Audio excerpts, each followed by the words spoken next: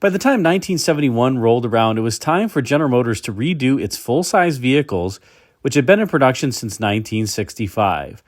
Now, the cars that were introduced in 1965 had a number of refreshes over the years, and in fact, their sheet metal, or at least portions of it, changed pretty much every year from 1965 through the 1970 model year. This was definitely true for the Caprice and Impala duo, which in 1970 had a rather handsome look, but it was time, as I said, for something new. And in 1971, General Motors redid its entire full-size lineup. The vehicles at least had a look of being wider, longer, lower, that typical designer trend that is, or at least used to be so desired. Now it's more shorter, taller, narrower. In any case, the 71 Chevrolet Impala and Caprice were some of the best-looking GM vehicles of the 1970s. Take a look here at the front end of the 1971 Caprice, and you can see that it certainly bears more than a passing resemblance to some other luxury cars in the General Motors lineup, most notably Cadillac.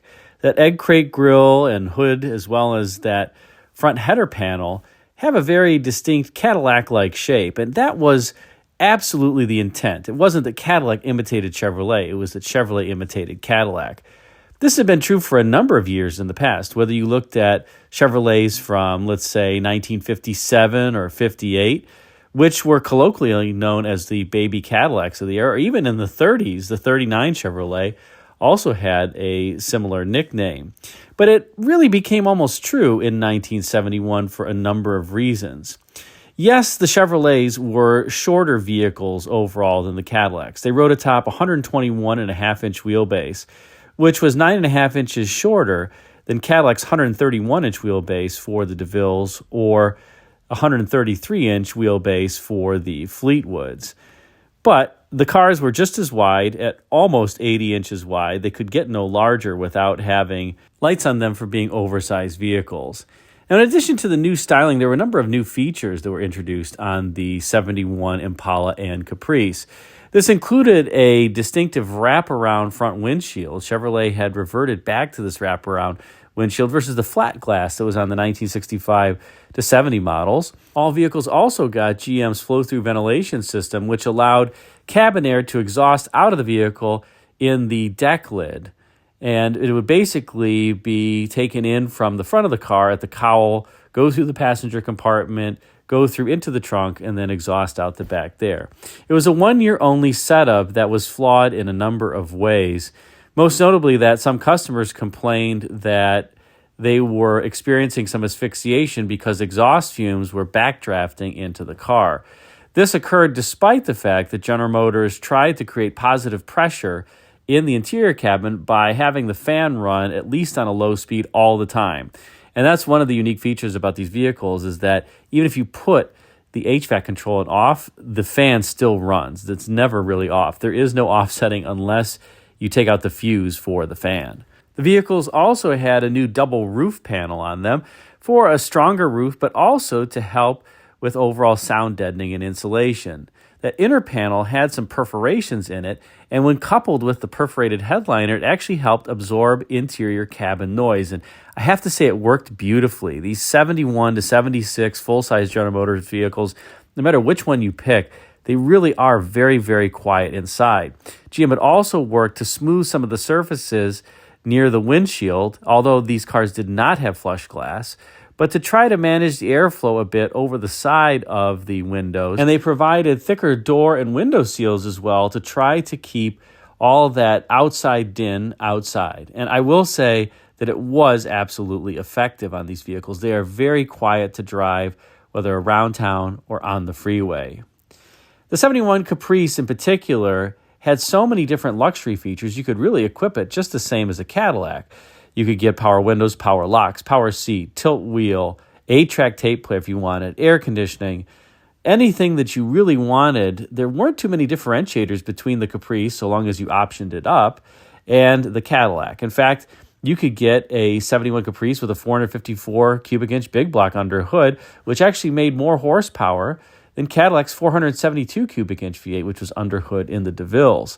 You were just really only missing that little bit of extra length that the DeVilles had.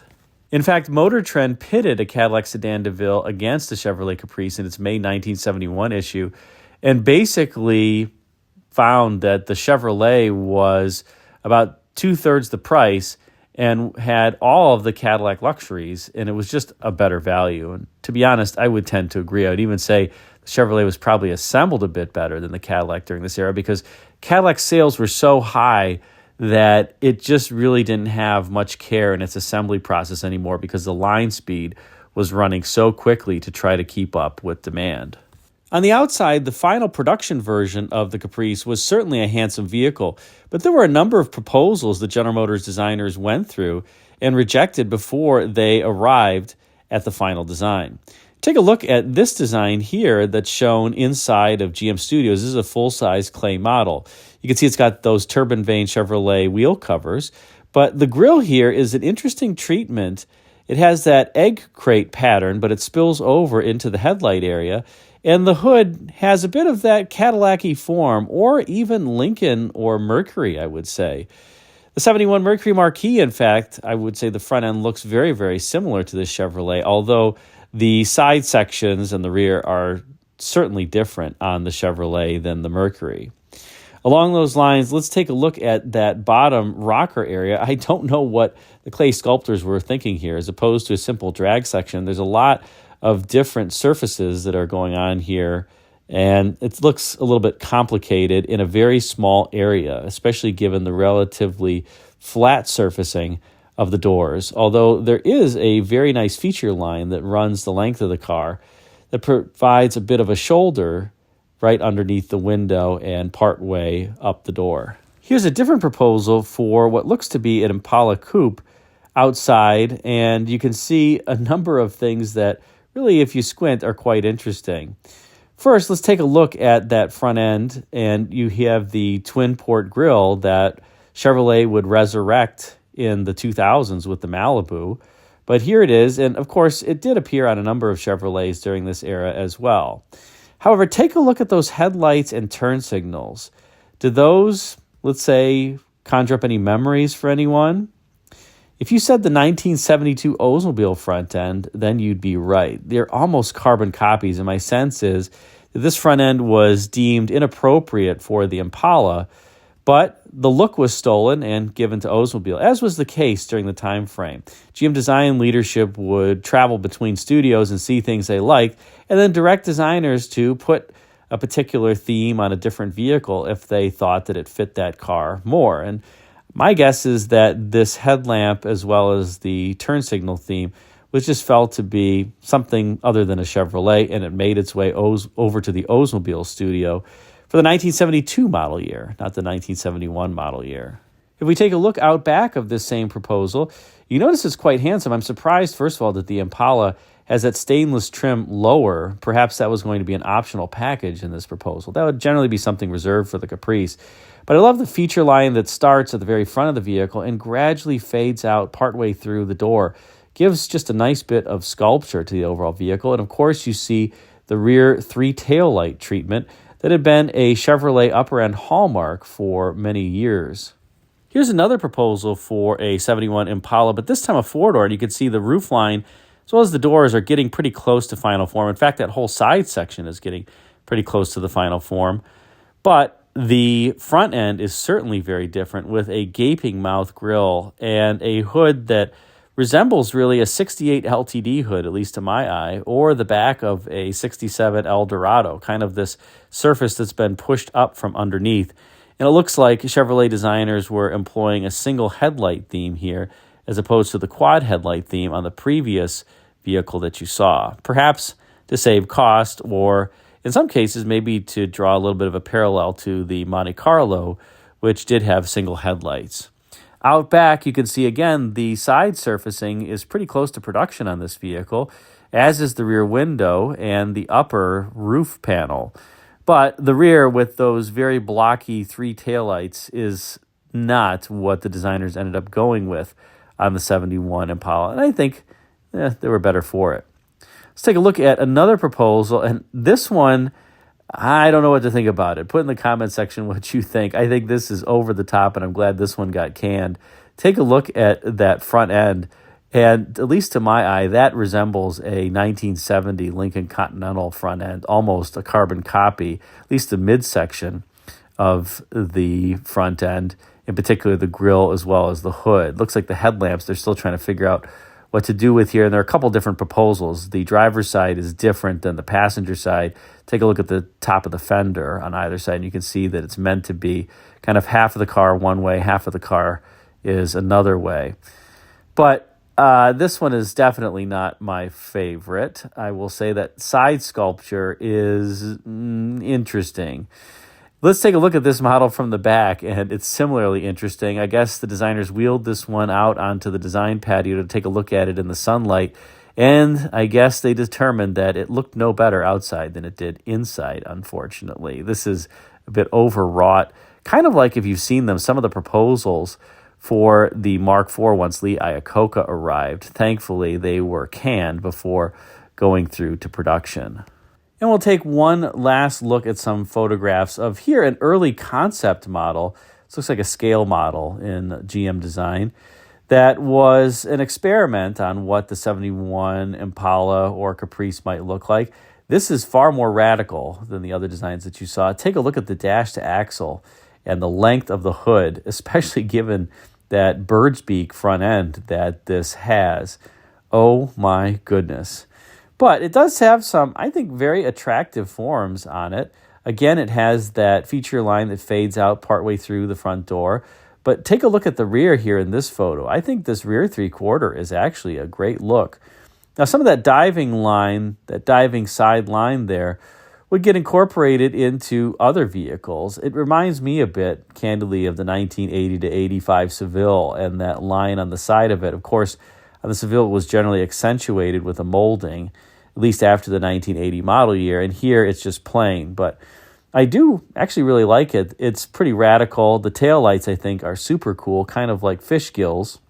And they've created that Chevrolet 3 taillight theme by dividing the single tail lamp into 3. I think it's pretty handsome. But I will say the final car that they selected for production for both the 71 Caprice as well as Impala was quite the looker as well.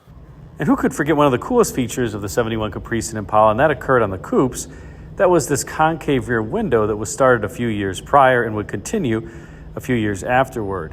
Certainly gave the rear end of these coupes a dramatic look and something different from the other General Motors full-size coupes of the era. Chevrolet was the only one that had this concave rear window, which is interesting because it probably costs a lot more than the standard backlight, and it was on the lowest priced vehicles, i.e. the Chevrolets. Now, under hood in the 71 Impala and Caprice were some great engines, aside from the fact that 1971 was the first year where these engines were low compression and designed to run on unleaded fuel, and that robbed some of the horsepower. Standard in the Impala was a 350 cubic inch, 165 horsepower V8 topped with a 2-barrel carburetor. Optional, you could get a 350 with a 4-barrel carburetor, 175 horsepower. Doesn't sound like a lot, but I'll tell you from driving these full-size vehicles as well as Monte Carlos with just a standard 350 2-barrel, it's a great engine. It is super smooth, and it's got tons of torque. It moves these cars out just fine. Honestly, it's a pretty good engine. If you had the Caprice, though, you got a standard 400 cubic inch Turbo Fire. Remember that name, Turbo Fire V8 that made 170 net horsepower and breathed through a 2-barrel carburetor. Again, a pretty peppy engine. This was a bored-out small block V8 from Chevrolet, the largest small block at 400 cubic inches with Siamese cylinder walls. And confusingly, Chevrolet marketed another, well, they called it 400, but it was really a 402 cubic inch big block V8, totally different engine, 100% different than the Turbo Fire V8, was the 400 Turbojet V8. Ooh, Turbojet. It made 260 net horsepower, and then the top dog in the Caprice and Impala that you could get was a 285 horsepower Turbojet 454 big block. Now, again, the horsepower ratings were down for 1971, but these are some very respectable ratings for the time, especially compared to other GM divisions. And they endowed these Chevrolets with some pretty good scoot, whether they were the 2-barrel or 4-barrel equipped. And again, the engines that Chevrolet was producing during this time frame had absolute smoothness. They were just a gem to drive, as well as the turbo-hydromatic 350 and 400 transmissions. Of course, in 1971, in some Chevrolets at least, you could get the Power Glide transmission. And there was a whole nother Power Glide in some years that you could get where you had to shift it yourself. But we're going to save that for a totally different day. In any event, the powertrains under hood were great. The interiors on these 71 Chevrolets is probably the biggest letdown of anywhere. This big instrument panel, it looked okay. They do tend to crack. I will say that. You see them cracked very, very frequently. And I think the overall panel, it's a little bit plain, and the interior fabrics, maybe in the Caprice, look okay. But the door panels aren't all that luxurious. Pretty short armrests overall on some of the 71 Chevrolets. And lots of hard plastic. So while the exteriors look quite good, the interiors were admittedly a bit of a letdown. But under hood, as well as the driving experience in these vehicles, was great. And if you can find one of these, I would recommend picking it up. Whether it's a 71 or a 72, even a 73, I think also they look good despite the fact that they had the big front bumper. But very reliable vehicles, great to drive, and just a whole ton of fun. I almost bought a 72 Caprice at one point. I kind of poo-pooed because I really wanted a big block one, and it had the 400, which was standard. And it was also a coupe, which I love because the coupes had that concave rear window that Chevrolet borrowed from the 1968 and 69 Chevrolets. And I think that that's just a cool look to it on the coupes. But I passed, and I guess, oh well. In any case, hope you enjoyed this spotlight on the 71 Caprice and Impala. If you did, be sure to like, comment, and subscribe, and check out the video thumbnails at bottom left and right for some suggestions for you. Thanks again for watching.